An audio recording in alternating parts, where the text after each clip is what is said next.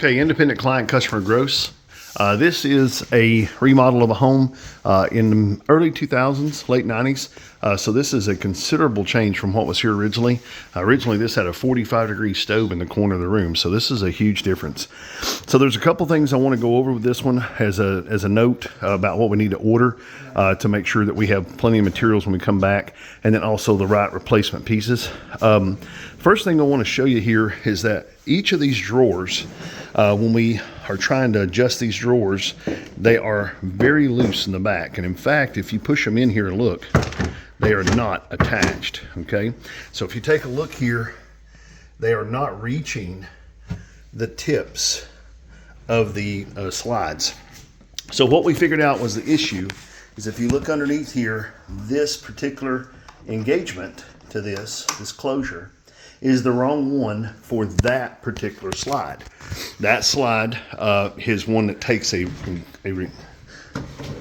closure that looks like this. So if you take a look, that is the right kind of enclosure for this. And so on the right one, it engages the back just like it's supposed to. On the other one, it's too loose. And it's actually pulling away from the drawer body. Now, every one of these, this is a 24-inch drawer stack. Every one of these drawers needs each a left and right, each one. So that's 6 of those. That's 3 lefts, 3 rights. These are a different glide. These are the heavy-duty glides, and because of that, they're just fine. They have no problems in the back. They're catching like they should. But each one of these, this is a 24-inch microwave cabinet. These drawers are doing exactly the same thing. I'll show you here. You can actually lift them off the back of the glide so they are not engaging. So we need 2 lefts, 2 rights of that darker gray looking enclosure, that one, the clasp of the front of it. Then we also have the same thing here on these drawers.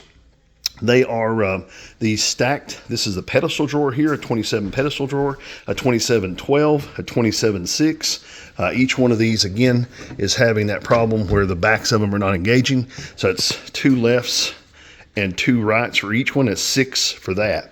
Now, all the other drawers, these drawers are just fine. If you take a look, they're engaging like they're supposed to, and they're the heavier duty drawer slide. They're a different kind of slide, is why that's happening. Now we got another cabinet here. This is a wall 3630 refrigerator cabinet from the factory. In the box, we had a damaged corner on the door. It's also got bumped here in assembly, and it also has a pit in the face of it. You can see that in the reflective right there. Okay, so need a door for that one. In this cabinet, this is the 2730. It matches it right above to the left. Increased depth. We got a band, an edge band there that's damaged, so we need a replacement shelf for that one. Here on this one, 27, I think this is a 2736. Same thing, we've got an edge band that's damaged on that one, so make sure that we get the replacement shelf for that one.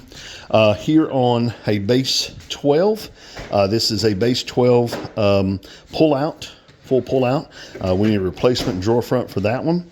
And as far as drawer fronts and doors, I think that's it. Now here we have another base 12 that we just brought in for measuring purposes, and they're actually going to be getting another base 12 to go here. It's probably the same one as what's over there, but that'll have to come out and a base 12 be put in. It just got left out of the order when it was first ordered. Now, as far as the island goes, the final layout of the island was a 3-inch filler here to the right of the 21-inch pull-out trash can. We did get the margin adjusted on the trash can here, but a filler pull-out. This filler pull-out needs to have an overlay, or filler beside of it needs to have an overlay. This is a base overlay filler 330. So we need that base overlay filler 330. This will have the sink cut into it. When we come back, we're going to need 2 2x4x8, item number 6005 from Lowe's, to be able to build a cradle for this. And you need to go ahead and have your plumbing and your hot and cold done before we come back. Make sure that you look at that drawing, because it'll tell you that the actual drain is over on the right hand side of it. So make sure that plumbing's done, because once we mount that sink in that hole, you're not going to be able to use a drill or anything like that underneath. Here on the dishwasher, just to show you, We got a 24-inch depth or width on that. But one thing you notice here, this is behind it. Same thing over here, it's gonna be behind it. It's an inch deeper. If you look down here at this end, how this is an inch deeper than that, this will be the same way on this side. So if you put this in even with this side, your dishwasher is going to be cocked at an angle. So straight across, you're going to actually have an inch deeper on this side. These are going to be removed after the stone is installed so that the leg doesn't get kicked out of the way.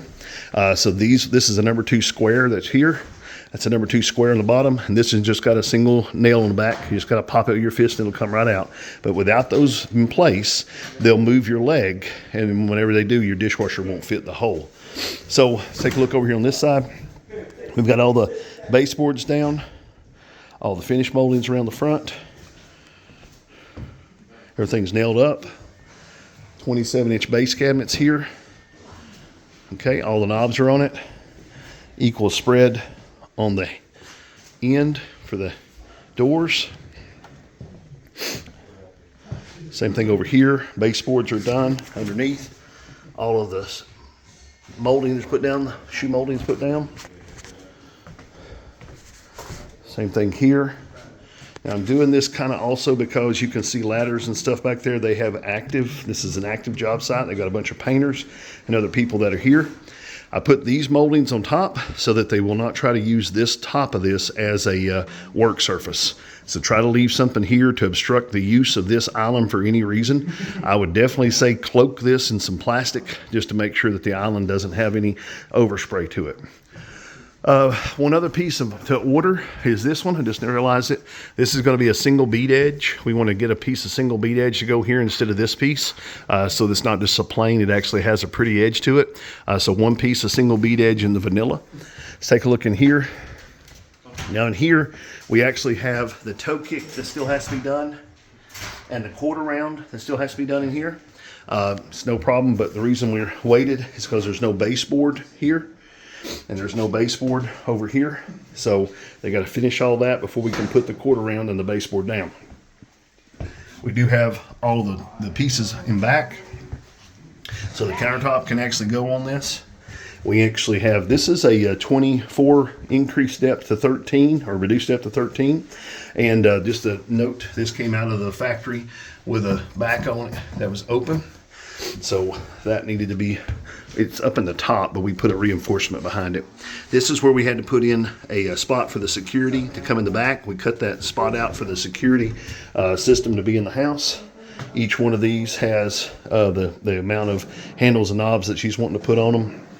In the corners right here, we used plywood on the refill on the filler returns. We didn't have any 6-inch fillers, so we used plywood for the filler returns. If you want to do a filler overlay there, you could do a 3 filler overlay or a 6, and we could cut it down and put it in the corner if you wanted to fill those ends on both sides. Now, as far as what's left to do, we got 2 more days left on this one. We've got to finish all the molding on the top. First of all, they have to come and put in the sink base. That's one of the days.